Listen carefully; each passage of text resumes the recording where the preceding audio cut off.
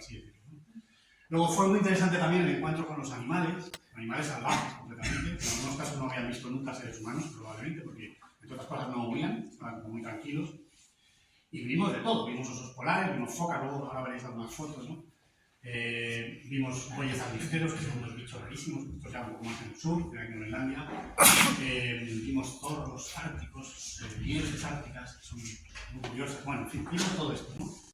Arcoíris invertidos, recuerdo que lo vimos una vez, una cosa asombrosa, ¿no? Y luego una cosa que se llama parelio, que sois de ciencias, que ya sepáis lo que es que de repente ves dos soles en el cielo. Esto es un efecto de la refracción de la luz en las regiones polares. No me preguntéis cómo se produce, porque no puedo explicarlo, pero lo he visto, ¿no?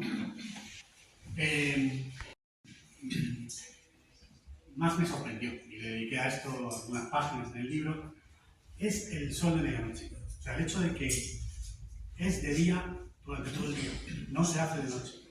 Claro, los viajes hospitales fuimos en realidad de norte a sur, ¿no? Porque empezábamos aquí, llegamos hasta aquí arriba, y luego cruzamos el mar de Groenlandia, íbamos a entrar por aquí, pero no pudimos, con lo cual tuvimos que bajar todo esto hasta aquí, bueno, íbamos hacia el sur. Los últimos días de viaje ya, pues sí, había más diferencia entre el día y la noche, ¿no? Digamos que anochecía, se hacía como de noche, en fin, bueno. Pero cuando estábamos al norte, a las 12 de la noche, la luz era la de las 10 de la mañana, literalmente. Quiero mencionarla. Fue, pues, el silencio de estas regiones, ¿no? Claro, no hay animales, no hay vegetación, no hay bosques, en fin, no hay... Entonces prácticamente no oyes nada de allí, nada más que, bueno, el ruido del agua, ¿no? Es quizá lo que escuchas, ¿no? ¿Y qué? Los australianos, sí, eso era... quitando los australianos, que introdujeron ahí una especie de alteración acústica en la región del Ártico, ¿no? Que habrá que estudiar su impacto, ¿no? Pero bueno. Pues bueno, el silencio también era muy impresionante, vosotros también lo conocéis porque es un poco el que encontramos en alta montaña. Cuando estamos por ahí en una cumbre y no hay muchísimo viento, pues lo que hay es un silencio también grande, ¿no? Y vosotros que acabáis de venir de no se sabe cuántos miles de metros de altura, pues lo sabéis. Es un término, es un tecnicismo, digamos, de la teoría estética, sobre todo de los siglos XVIII y XIX, ¿no? Entonces, como Kant, como Bernard, o como Schiller, ¿no? Durante el siglo XVIII y XIX pues, se puso muy de moda entre los filósofos europeos reflexionar sobre lo sublime. ¿Qué es esto de lo sublime? Bueno, pues lo sublime, si me permitís muy brevemente, es una categoría estética que se contrapone a la categoría de lo bello. Digamos que las dos grandes modalidades de lo artístico para estos filósofos del siglo XVIII y XIX son lo bello y lo sublime. Lo bello se define por ser armonioso, por ser acotado, por ser amable, por ser proporcionado, ¿no? Y lo sublime se caracteriza por todo lo contrario. Lo sublime es lo desmesurado, lo enorme, lo informe, lo descomunal, lo apabullante. Y, por ejemplo, Kant tiene, bueno, muchísimas páginas muy interesantes sobre precisamente el concepto de lo... que son aquella en la que la naturaleza se presenta como sublime por su inmensidad. Entonces, por ejemplo, el espacio exterior a la Tierra es sublime, a pensar en el espacio exterior o ver imágenes del espacio profundo, ¿no? Provoca en nosotros un sentimiento de lo sublime, precisamente. Y luego está también lo sublime que se muestra cuando la naturaleza se manifiesta en toda su fuerza, una fuerza capaz de aplastarnos a nosotros, ¿no? Y esto es, por ejemplo, pues, un volcán en erupción o una tormenta en alta mar o ese tipo de cosas. Eso también es sublime. Bueno, pues a mí me pareció, estando allí, que el Ártico es efectivamente un paisaje sublime, efectivamente, ¿no? En este sentido casi técnico, ¿no?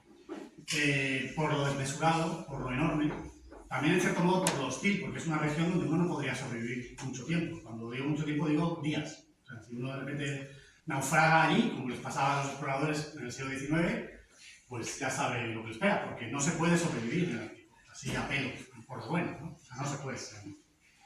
Entonces, esa mezcla de naturaleza completamente descomunal y apabullante y al mismo tiempo impresionante estéticamente, a mí me pareció que era claramente un ejemplo de lo sublime y de esto hablé también en el libro. Todo esto lo en alguna medida la propia historia de la exploración polar, que es interesantísima, que yo estudié también en esa época. Claro, los exploradores que se internaron en esta región intentando pues, recorrerla, por fin conocerla, buscando el Polo Norte, un poco el salto grial que iban buscando todos los exploradores en el siglo XIX. que no alcanzaron. Se alcanzó ya en el 20, digamos, y con medios, digamos, se alcanzó... La primera vez que se llegó al Polo Norte se llegó en un Zeppelin. Y la primera vez que se llegó al Polo Norte y se pudo poner los pies allí, se llegó en un avión. Entonces, digamos que con los medios tradicionales de los barcos y los trineos, el ser humano nunca alcanzó el Polo Norte. O sea, que esta conquista o esa exploración del siglo XIX, o que obsesionaba a los exploradores del siglo XIX, pues, se consumó en un fracaso. Bueno, un personaje completamente entrañable que se llama Salomon August André, que era un ingeniero sueco, que tuvo una idea que por un lado es disparatada y por otro lado era correcta. Él pensó que se podría llegar al Ártico desde las Islas Svalbard en globo, en un globo aerostático. Claro, dice, pero ¿cómo se te ocurre ir en un globo? Bueno, al final los primeros que llegaron en el año 26, me parece, sobrevolaron el Polo Norte en un Zeppelin. O sea que la idea no era mala. Pero claro, los globos del siglo XIX pues, no permitían, desde luego, una navegación aérea como aquella, ¿no? Entonces, el viaje del pobre André acabó fatal, porque, bueno, efectivamente, pues, el globo, en cuanto empezó a hacer mucho frío, pues se cayó a la banquisa ártica, ¿no? Al hielo, que cubría permanentemente el océano Atlántico, y ahora ya prácticamente no queda, como seguramente sabéis. Pero a finales del 19, pues era todavía una capa muy gruesa, cayeron allí, eran 3 hombres, que iban en la expedición de André, y entonces intentaron como pudieron regresar como pudieron, tenían trineos y tal, pues intentando atravesar la banquisa ártica para volver a las Islas Svalbard, que es de donde habían partido. No pudieron, y murieron en el viaje. Que sacaron los propios exploradores de la expedición de André del globo caído en la banquisa, ¿no?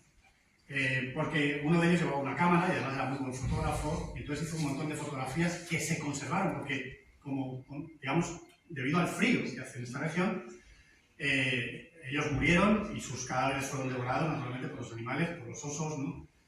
Pero sus pertenencias quedaron intactas, y 30 años después, de pura casualidad, un barco que iba por allí encontró los restos de la expedición de André, y entonces conservamos las fotografías y los diarios de la expedición, lo cual es una historia absolutamente novelesca, pero no es ninguna novela, es una historia real. A mí me fascinó completamente esta historia, y también hablo de ella en el libro, junto con algunas otras, ¿no?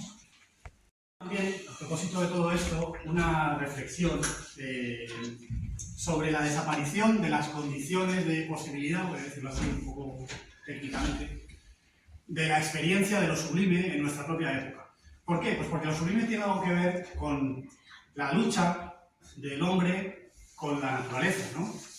Y con un contexto en el que esa lucha todavía no está completamente decidida. Es decir, los exploradores del siglo XIX se batían con una naturaleza completamente hostil, y no estaba claro todavía quién iba a vencer esa batalla. De hecho, muchos morían. Claro, nosotros vivimos en un contexto ya completamente distinto. Nosotros en el siglo XXI vivimos en un mundo en el que la naturaleza ha sido definitivamente conquistada, derrotada y potencialmente destruida, por lo menos en parte, por ejemplo, ecosistemas como este, ¿no? Que están completamente amenazados. Y claro, eso significa que ya no podemos tener una experiencia de lo sublime como la que podían hacer los hombres y mujeres del siglo XVIII, del siglo XIX. Cuando el hombre ha vencido definitivamente sobre la naturaleza y esta deja de ser un poder apabullante, pues ya no podemos experimentar lo sublime. Y de hecho ya no experimentamos lo sublime. Lo sublime ya no es un tema en el arte de nuestra época, ya no es un tema en la reflexión estética también. Bueno, esta es otra de las ideas, quizás estamos un poco más académica, pero en fin, que yo desarrollé en el libro a 2 ejemplos, ¿no? El globo de André que se derrumba ahí en la banquisa, ¿no?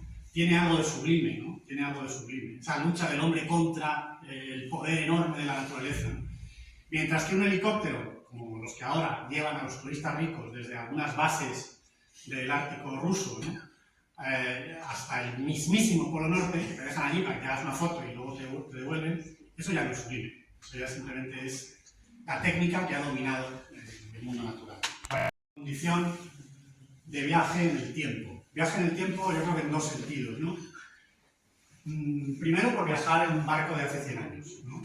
Que aunque tuviera todas las comodidades del mundo y un motor y todo eso, pero no dejaba de ser un barco de hace 100 años, ¿no? Entonces, bueno, la verdad es que era todo muy vintage, ¿no? Así ya entonces.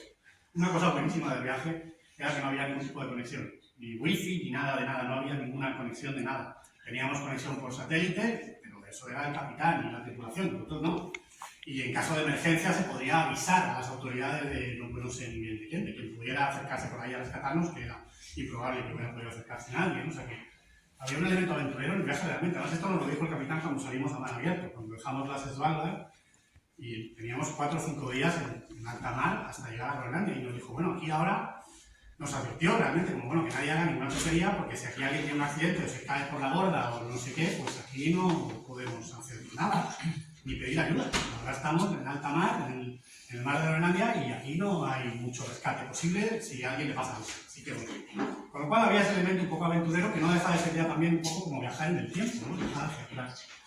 Pero luego también el viaje tenía otro aspecto de viaje en el tiempo que consistía en viajar, ¿cómo os lo diría?, a la quietud. O sea, justamente todo este ruido y esta furia y este enredo en el que vivimos permanentemente, y hablamos todo el día también sobre eso, pues efectivamente se suspende completamente cuando viajas a un lugar como este, ¿no? O sea, allí no sucede nada, literalmente. Entonces, esa calma enorme durante muchos días, y que además no se podía violentar porque no había medio para hacerlo, puesto que nadie podía conectarse a internet y tal, fue muy saludable, fue muy especial también. O sea, semanas enteras de desconexión y de calma, porque no se podía hacer nada. O sea, la navegación en un barco muy lento pues consiste en navegar en un barco muy lento, no se puede hacer nada.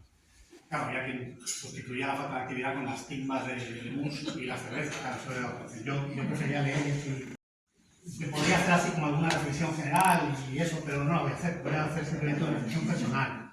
Sí, porque es que me parece mejor, ¿no? O sea, no... ¿Qué se puede inferir de una experiencia como esta, así que valga generalmente? Pues nada, no sé, no tengo ni idea. Yo puedo decir lo que significó para mí este viaje, ¿no?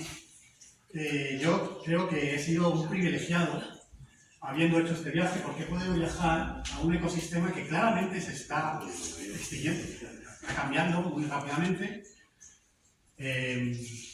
Yo tengo ahí una cierta contradicción, porque pienso por otro lado que no debemos viajar a estas regiones, pero yo mismo he viajado a una de ellas, ¿no? Entonces, bueno, tengo ahí mi contradicción, pero eso ahora no es lo importante. Lo que quería deciros es que para mí es un privilegio haber podido ver esta región del mundo natural que está tan amenazada. He podido llegar a verla, ¿no? Y por eso, y seguramente no solo por eso, yo creo que este ha sido el gran viaje de mi vida, ¿no? Yo soy bastante viajero y he hecho muchos viajes antes y espero hacer otros después. Pero yo no creo que haga otro viaje como este, porque significó para mí todas aquellas semanas en aquel entorno, ¿no? Quizá por lo inesperado, quizá porque no era esto lo que yo iba a hacer allí, ¿no? Entonces, eso también es muy interesante también, cuando las cosas te sorprenden, ¿no? Te conmueven de una manera que tú no habías esperado, es cuando más te conmueven. Bueno, entonces dicho todo esto, ahora, y en fin, siguiendo la completamente, un silencio total, el hielo, el frío, no, y las montañas de Groenlandia del fondo. Hay un pasaje de Nansen es un grandísimo explorador polar, que hizo una experiencia muy similar, en un sitio muy similar. También llegaron con un barco, quisieron cruzar por el hielo para llegar a la costa de Groenlandia y no pudieron. O sea, le pasó lo mismo que a nosotros.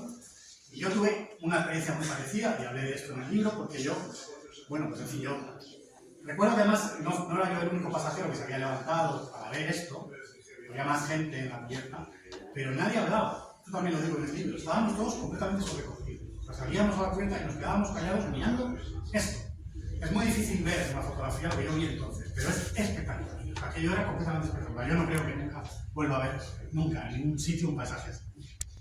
Claro, nosotros, esto que acabáis de ver, pues detrás, cuando ya nos íbamos ahí, vimos dos osos polares. Uno que iba como hacia otro lado. Los osos polares nadan, y además nadan largas distancias, ¿no? Y había uno que iba, vete tú a saber dónde iba, y otro estaba por ahí, estaba merodeando. O sea, esto era una actitud de caza. O sea, el oso estaba viendo a ver qué era el barco, a ver si podía allí atacarnos de alguna manera. Entonces se iba acercando así muy sigilosamente, con el agua así en la nariz. Claro, parecen de peluche y dan mucha risa, pero luego no lo son. O sea, si los ves de cerca, por ejemplo, con prismáticos, dan miedo, un bicho aterrador. Pero la verdad es que esta foto, bueno, fue muy difícil, o sea, fue pura casualidad que me saliera así. Y me gusta también mucho por eso, ¿no? Porque se ve al oso ahí afectando el barco, ahí en medio de la nada. Es rescomuso, exactamente, es rescomuso. Esto es un paisaje de alta montaña al nivel del mar. Claro, esto parece un lago absolutamente tranquilo, porque los fiordos, claro, el agua entra muy, muy adentro, entonces ya es un agua muy quieta, no es como el agua de mar abierto, que tiene 2 horas. Pero es agua marina, o sea, son como rías, como las rías gallegas, ¿no? Entonces, esto es una muy buena imagen, esto ya es Groenlandia, del paisaje. Alta montaña y mar. Y luego glaciares, porque todas las entradas que uno ve, eso no es nieve simplemente, sino que son frentes glaciares. Hay miles, toda la costa de Groenlandia, todos frentes glaciares, porque Groenlandia es un inmenso glaciar, es una gran capa de azúcar, glacé, ¿no?, que cubre toda la isla y que se desborda por los lados en innumerables glaciares. Cuando digo innumerables, hablo de miles. O sea, esto es la costa oriental de Groenlandia, y esto es la capa que, en términos técnicos, es Inlandsis, que es el hielo interior, que es una capa de hielo. Es como, bueno, todo ello es como un enorme glaciar, una capa de hielo que en la zona más profunda alcanza los 3.000 metros de profundidad, 3.000 metros. Entonces cubre toda Groenlandia, salvo las costas, especialmente en el sur, donde es una zona más verde, por eso se llama Groenlandia, que significa tierra verde, lo que en danés, porque el sur es más verde, porque claro, ya ahí se ha retirado la gas más tiempo, pero en fin, el resto es, sí, es esto. Y esto es lo que encuentras, por ejemplo, si sobrevuelas Groenlandia en avión. Yo lo pude ver también, porque al viajar, al salir de allí o al... no sé en qué momento, pero claro, al salir de allí pude ver también desde el aire la capa. Hay unas gaviotas por ahí que me sorprendía porque decía, pero estas, ¿dónde se meten? Porque las veías a veces en el mar abierto, flotando en el agua. Y es que son unas aves que no necesitan anidar, sino que van por ahí y entonces descansan en el agua, ¿no? Y luego también descansan cuando ven un iceberg. Bueno, estas de todas maneras ya estábamos en tierra, claro. Pero esto aquí veis también de nuevo un glaciar. No sé qué nombre tendrá, porque ni me acuerdo, son miles, es imposible saber cómo se llama. Bueno, pues es un glaciar de hielo puro y duro, y ahí van saliendo icebergs, en fin, nos encontrábamos permanentemente. En una página por una razón. En realidad esto es un homenaje a Enrique, nuestro compañero de los oteses y otesas, que no está porque no podía venir.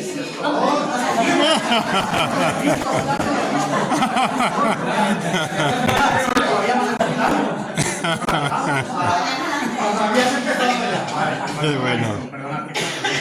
Pues mira, para que veas que era sincero.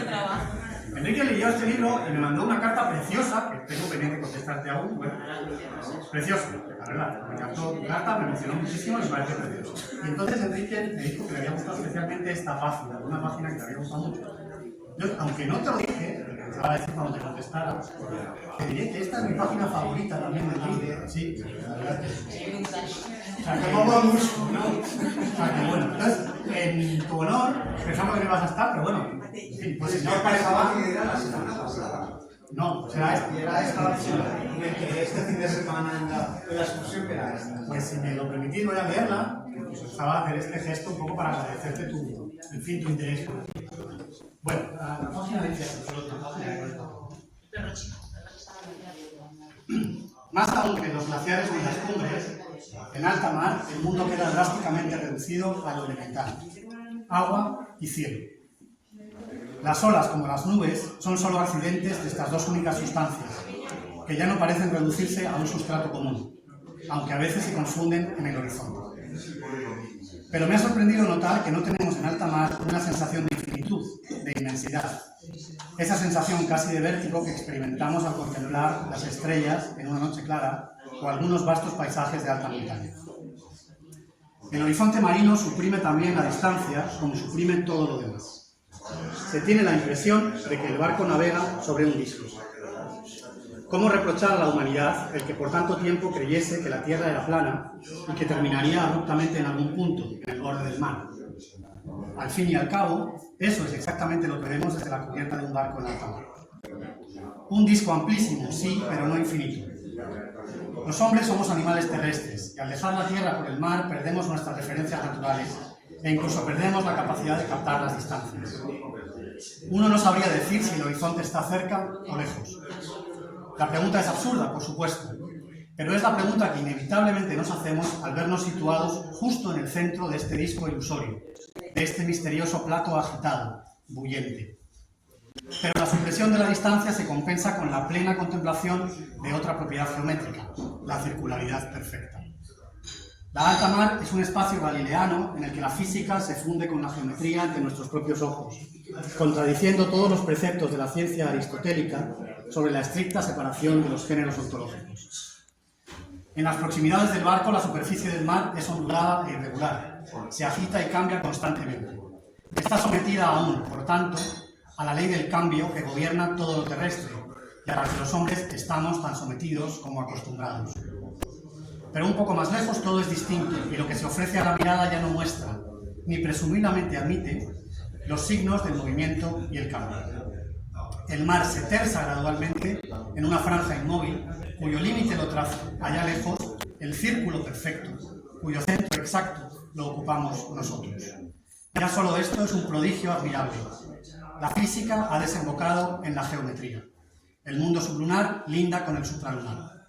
Como en todos los grandes espacios naturales, también en alta mar, lo físico y lo metafísico se tocan. Muchas gracias.